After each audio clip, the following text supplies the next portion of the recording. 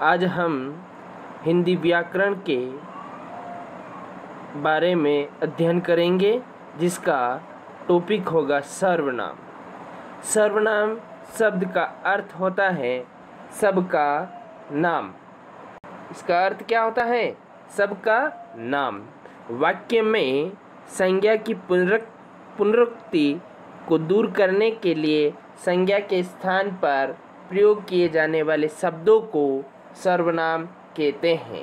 संज्ञा के स्थान पर प्रयुक्त होने वाले शब्दों को सर्वनाम कहते हैं। जैसे गुंजन विद्यालय जाती है, वह वहाँ पढ़ती हैं।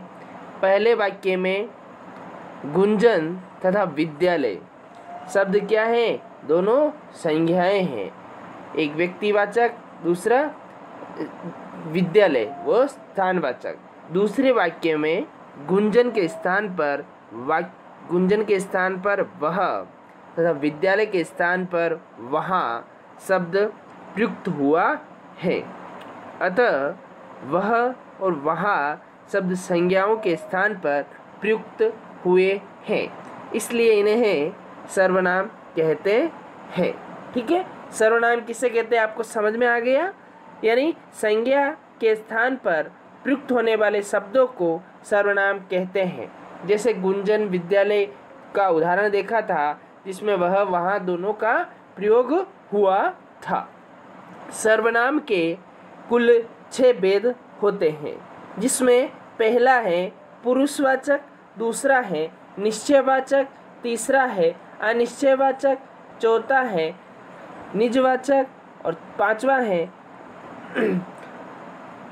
प्रश्नवाचक और छठा है प्रश्नवाचक। ऐसे जो कुल 6 सर्वनाम होते हैं।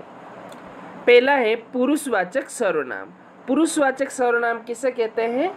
जिन सर्वनाम का प्रयोग बोलने वाले या सुनने वाले अन्य किसी के लिए किया जाता है।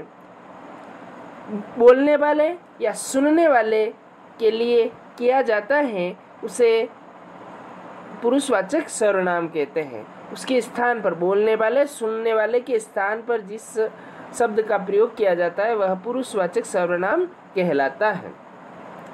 पुरुषवाचक सर्वनाम के भी 3 भेद होते हैं।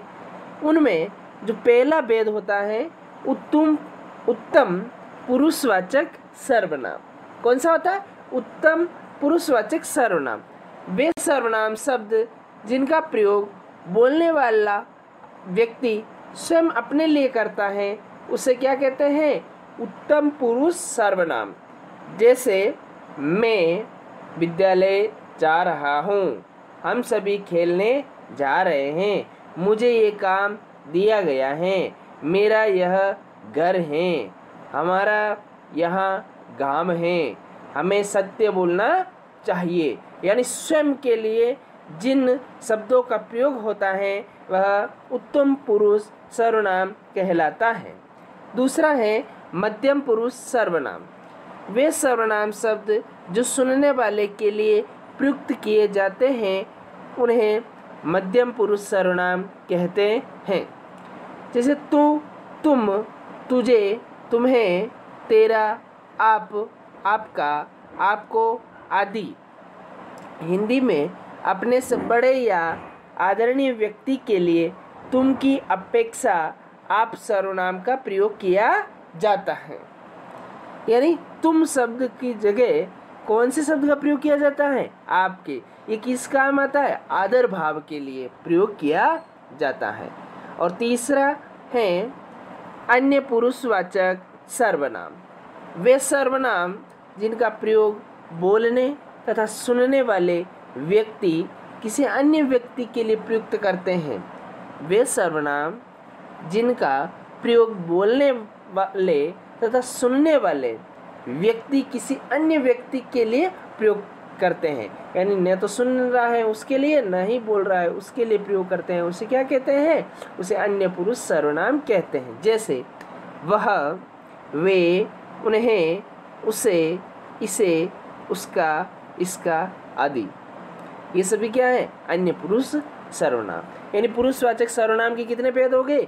तीन भेद, उत्तम, मध्यम और अन्य पुरुषवाचक सर्वनाम।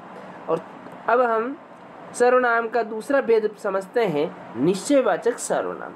वे सर्वनाम जो किसी निश्चित व्यक्ति वस्तु का बोध कराते हैं उन्हें निश्चयवाचक सर्वनाम कहते हैं। जो निश्चय फिक्स व्यक्ति या वस्तु का बोध करवाते हैं उसे क्या करवा, जिसमें आशंका नहीं होती है, निश्चितता होती है, अनिश्चितता नहीं होती, संभावनाएं होती हैं, असंभावनाएं नहीं होती, संभावना भी नहीं होती है। इसमें केवल क्या हो, फिक्स निश्चित तय कार्य होता है, तय वस्तुओं का बोध होता है, तय व्यक्तियों का बोध होता है। जैसे यह, वह, इस, उस, ये, वे आदि, ये सभी क्या है, निश्चयवाचक सर्वनाम है। वह आपकी घड़ी है, वाक्य में वह शब्द निश्चयवाचक सर्वनाम है।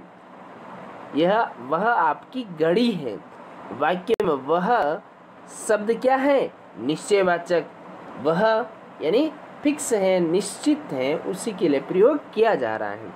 इसी प्रकार यह मेरा घर है, मैं, यह शब्द, यह मेरा घर है, इस वाक्य में मैं किसके लिए प्रयोग हो रहा है, मैं, यह शब्द प्रयोग हो रहा है। ये क्या है, निश्चयवाचक सर्वनाम है। अब तीसरा है अनिश्चयवाचक सर्वनाम। वे सर्वनाम शब्द जिनसे किसी निश्चित वस्तु या व्यक्ति का बोध नहीं होता है बल्कि अनिश्चय की स्थिति बनी रहती है, उन्हें अनिश्चयवाचक सर्वनाम कहते हैं। यानी निश्चयवाचक सर्वनाम का विपरीत कोई सर्वनाम है, वह कौन सा है, अनिश्चयवाचक सर्वनाम। ठीक है, जैसे कोई जा रहा है, कोई जा रहा है, कौन जा रहा है ये हमें पता नहीं है। वह कुछ खा रहा है, वह क्या खा रहा है हमें कुछ पता नहीं है, संभावनाएं व्यक्त कर रहे हैं। किसी ने कहा था, वाक्य में कोई, कुछ, किसी शब्द का अनिश्चयवाचक सर्वनाम के लिए प्रयोग किया जाता है। अगला है चौथा सर्वनाम, प्रश्नवाचक सर्वनाम। वे सर्वनाम जो प्रश्न का बोध कराते हैं या वाक्य को प्रश्नवाचक बना देते हैं उन्हें प्रश्नवाचक सर्वनाम कहते हैं। यानी वह वाक्य जो प्रश्नवाचक शब्द बनाते हैं, प्रश्नवाचक वाक्य बनाते हैं, उसे क्या कहते हैं, प्रश्नवाचक सर्वनाम कहते हैं। कौन गाना गा रही है, वह क्या गाया लाया, किसकी पुस्तक पढ़ी है, उक्त वाक्यों में कौन, क्या, किसकी शब्द प्रश्नवाचक सर्वनाम हैं। ये सभी क्या है, प्रश्नवाचक। कौन कौन से शब्दों का अधिकांशतः प्रयोग होता है, कौन, क्या, किसकी आदि शब्दों का प्रयोग प्रश्नवाचक सर्वनाम में किया जाता है। अगला है संबंधवाचक सर्वनाम। वे सर्वनाम जो दो पृथक पृथक बातों के स्पष्ट संबंध को व्यक्त करते हैं उन्हें संबंधवाचक सर्वनाम कहते हैं। यानी दो पृथक पृथक, दो अलग अलग बातों को स्पष्ट संबंध के माध्यम से व्यक्त करते हैं, दोनों को जोड़ने का कार्य, दोनों अलग अलग बातों को जोड़ने का जो कार्य जिस सर्वनाम के अंतर्गत किया जाता है वह संबंधवाचक सर्वनाम कहलाता है। जैसे जो, वह, जो, सो, जिसका, उसकी, जितना, उतना, उतना आदि संबंधवाचक सर्वनाम हैं। जो पढ़ेगा सो पास होगा, जितना गुड़ डालोगे उतना मीठा होगा। ये सभी इसके उदाहरण देख लिए हमने, ये किसके हैं, संबंधवाचक सर्वनाम के। फिर तीसरा है निजवाचक सर्वनाम। कौन सा है, निजवाचक सर्वनाम। वे सर्वनाम जिन्हें बोलने वाला कर्ता स्वयं अपने लिए प्रयुक्त करता है उन्हें निजवाचक सर्वनाम कहते हैं। यानी जो स्वयं के लिए जिन शब्दों का प्रयोग किया जाता है वह कौन सा सर्वनाम हो गया, निजवाचक सर्वनाम। आप, अपना, स्वयं, खुद आदि निजवाचक सर्वनाम है। मैं अपना खाना बना रहा हूँ, अपना क्या है, निजवाचक सर्वनाम। तुम अपनी पुस्तक पढ़ो आदि वाक्यों में अपना, अपना, अपनी शब्द निजवाचक सर्वनाम के अंतर्गत आते हैं। एक बार पुनः हम 6 के 6 सर्वनाम के भेदों को देख लेते हैं। ठीक है, देखिए सर्वनाम के 6 भेद होते हैं, जिनमें पहला है पुरुषवाचक सर्वनाम। पुरुषवाचक सर्वनाम के 3 भेद होते हैं, उत्तम पुरुष सर्वनाम, मध्यम पुरुष सर्वनाम और अन्य पुरुष सर्वनाम। निश्चयवाचक वे सर्वनाम जो किसी निश्चित व्यक्ति या वस्तु का बोध कराते हैं, उन्हें निश्चयवाचक सर्वनाम कहते हैं।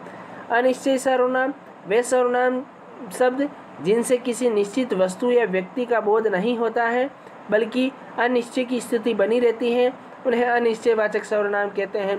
प्रश्नवाचक सर्वनाम वे सर्वनाम जो प्रश्न का बोध कराते हैं या वाक्य को प्रश्नवाचक बना देते हैं, उन्हें प्रश्नवाचक सर्वनाम कहते हैं। 5वां है संबंधवाचक सर्वनाम वे सर्वनाम जो शब्द जो दो पृथक पृथक बातों के स्पष्ट संबंध को व्यक्त करते हैं, उन्हें संबंधवाचक सर्वनाम कहते हैं। 6वां और अंतिम है निजवाचक सर्वनाम वे सर्वनाम जिन्हें बोलने वाला कर्ता स्वयं अपने लिए प्रयुक्त करता है, उन्हें निजवाचक सर्वनाम कहते हैं। निजवाचक सर्वनाम ठीक है, ये कुल सर्वनाम के 6 भेद होते हैं। आज हमने इस वीडियो के माध्यम से ये देखा सर्वनाम किसे कहते हैं, इसका शाब्दिक अर्थ क्या होता है, इसकी परिभाषा क्या होती है, इसके भेद क्या होते हैं, भेदों के नाम पढ़े, भेदों की परिभाषा पढ़ी, ये सारा आज हमने अध्ययन किया। ठीक है बच्चों, धन्यवाद।